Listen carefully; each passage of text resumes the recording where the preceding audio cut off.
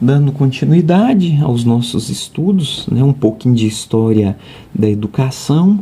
Então, no Brasil, de 1500 a 1759, que foi o Brasil colônia, foi 200 anos de Brasil colônia. E aí, nesse período, foi um período jesuítico, né, que vigorava, então, como já dissemos, o Ratio Studiorum, ou o método também de catequese, catequizar os índios, enfim, educar os índios. E aí, nesse período, usava-se o Ratio Studiorum, e aí, mais tarde, teve as reformas pombalinas, o Marquês de Pombal. O que ele fez? Ele expulsou os jesuítas do Brasil e de Portugal, e de onde Portugal tinha as suas colônias, onde o reinado habitava, e depois também eles foram expulsos da Espanha, enfim, de outras partes do continente americano. E aí teve a seguinte questão: expulsou os jesuítas, tirou-se o Ratio Studiorum, porém você não tinha o quê? Técnica, não tinha doutrina, não tinha professores com formação. E aí acabou que o Marquês de Pombal criou o grupo escolar, né, em Portugal, no Brasil, aqui. E aí esse grupo escolar seria a escola para substituir os jesuítas. Porém, como os padres jesuítas, os professores jesuítas dominavam os processos de administração escolar, de currículo, enfim, de trabalho, ainda ficou se perdurando, vamos dizer assim, por um bom tempo, esse método de trabalho que, na verdade, as reformas pombalinas adequou para grupo escolar, porém os professores eram os professores jesuítas, e aí seguia ainda muito da palmatória. Então expulsou os jesuítas, baniu o Ratio Studiorum, porém a palmatória continuou, a doutrina, a disciplina, os castigos físicos, os métodos expositivos, o currículo humanista, estudar as artes gregas, a literatura, o latim ainda continuou vigorando no Brasil aí por todo esse período de colônia e até mais, né? Então, depois, em 1889, Brasil Império, né, assume aí a família real, já não é mais uma colônia, é o Império do Brasil, e esse período vigorou até 1930. E aí foi 67 anos, chamado aí de República Velha. República Velha, para quem não sabe, foi o período do café com leite, do coronelismo. Então aí o voto de cabresto. Então você tinha o quê? Os coronéis que governavam ali os povoados, as províncias, e a educação nessa época era elitizada, né? Então quem tinha acesso à educação, à escola, era somente a elite. Quem tinha condição financeira de pagar, de bancar os custos, é que tinha esse acesso. E aí, nesse período, teve a reforma Benjamin Constant, que veio aí depois da reforma pombalina. Então, no Brasil Império, ela foi, vamos dizer assim, um marco inicial, a primeira. E o que ela fez? Ela pegou o currículo humanista que se trazia dos jesuítas e passou para um currículo mais enciclopédico, né, de decorar os conhecimentos acumulados da humanidade e ter, assim, aqueles que mais se tinham aplicabilidade prática. E aí depois veio o quê? Lembrando que o grupo escolar do Marquês de Pombal, ele foi mais tarde expandido e adotado por Rui Barbosa. Então ele continuou por um bom tempo. E aí teve a reforma Francisco Campos. Essa reforma, o que ele trouxe? A gratuidade e a obrigatoriedade. Ele começou já a cobrar nesse momento que se tivesse, o ensino fosse obrigatório e fosse gratuito. Então começou por aqui. E aí, com o impulso do movimento dos pioneiros da educação nova, né, que se trazia a ideia, o movimento dos pioneiros da educação nova, eles queriam o quê? Acabar com esse método de aula expositiva, onde o professor era o centro do processo, onde o professor mandava e o aluno obedecia, o professor falava, o aluno calava a boca. Então, o movimento dos pioneiros da educação nova, encabeçado por Anísio Teixeira e outros, ele trazia essa ideia que a educação deveria ser centrada no aluno.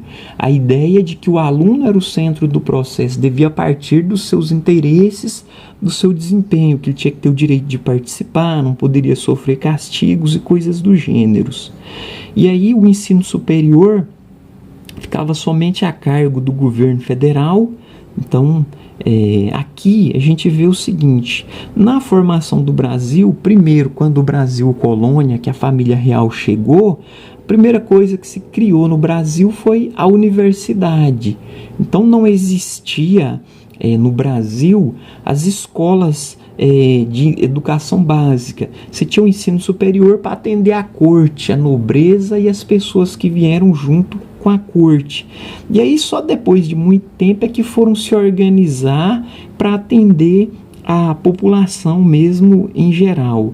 E aí o ensino superior era a cargo do governo federal, e nessa época se tinha didática, que era o curso de didática, né, que era 3 anos estudando didática, e aí mais a pessoa escolhia se ela queria ser administração escolar, supervisão escolar, coordenação pedagógica, ou se ela queria de fato ser professor. Então ela fazia 3 anos de didática e depois ela escolhia o eixo específico da formação. E aí, próxima etapa, 1930 a 1945. Lembrando que em 1930 foi criado o Ministério da Educação e Saúde. Então começou-se aqui, veja, quanto tempo o Brasil descoberto aí em 1500, 259 anos de colônia, 67 de império, e aí só em 1930 que foi criado o Ministério da Educação. Então, até por isso, bastante atrasada a educação no Brasil, exatamente por esse motivo. Nunca foi prioridade. Aqui a gente já vê que o Brasil começou, não tinha um Ministério da Educação para fomentar e desenvolver esse trabalho, nunca foi de interesse do governo. E até de 1930 a 1945 foi o governo Vargas, né, de Getúlio Vargas, e aí até 1934 era o primeiro governo provisório, porque teve um golpe, né, que o João Goulart foi deposto, e aí o Vargas assumiu. E nesse governo provisório, a Constituição dessa época prometia tudo a todos, atender em tudo. E aí ele achou que não dava. E aí em 1937, o que ele fez? Ele deu um golpe de Estado, que até então aqui era democrático, ele deu um golpe de Estado, aqui foi promulgada a Constituição Federal, né? E aqui ele deu um golpe de Estado e falou, não, agora está instituído o Estado Novo. E aí no Estado Novo, o que ele queria? Olha, o que o Estado pode fazer, ele vai fazer. O que ele não pode, ele não vai fazer. E aí começou o período, vamos dizer, em que já teve o desenvolvimento, consolidação das leis do trabalho, os acordos. Antes era a França quem ditava as regras e tudo era copiado da França. Aqui já começa a se copiar dos Estados Unidos, dos acordos MEC-USAID. E aí teve aqui também o voto feminino, 1933, a reforma Capanema. O Gustavo Capanema era o ministro da Educação da era Vargas, e ele ficou por 15 anos e ele foi o responsável por criar o SESC, o SESI, o SENAI, o Sistema S de um modo em geral. A educação tecnicista teve força aqui. E aí, nesse tempo que o primário ficava com os estados e o ensino secundário com o governo federal, para atender o que é elite. E era de que forma? 4 mais 4 mais 3. Então, eram os primeiros 4 anos, né?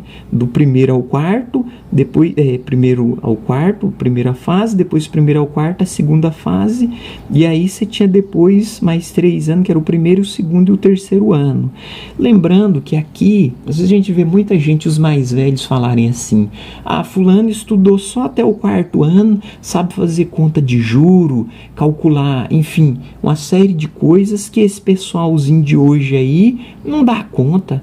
Então você vê a aluna aí que está no 8º ano, não sabe fazer o que um mais velho fazia. Então é porque não estudou história da educação. Os autores Romanelli e Giraldelli que vão dizer: olha, na verdade tem um mal entendido, ele estudou até o 4º ano, mas na verdade ele estudou primeiro de 1 a 4, que era o básico, né, o primário, e depois ele fez o ginásio, que ia do 1º ao 4º. Então o 4º ano dele equivaleria ao 8º aí de hoje. Então, se falasse, o mais velho ele foi até o 4º ano, mas era o 4º ano ginasial, né? Então tem essa pequena diferença. E aí nessa época tinha o que? O clássico para a elite e o científico para os trabalhadores. O clássico era para preparar advogado, médico, e o científico era os trabalhadores para a indústria, comércio e agricultura. Então tinha esses três andamentos aí que vinham seguindo.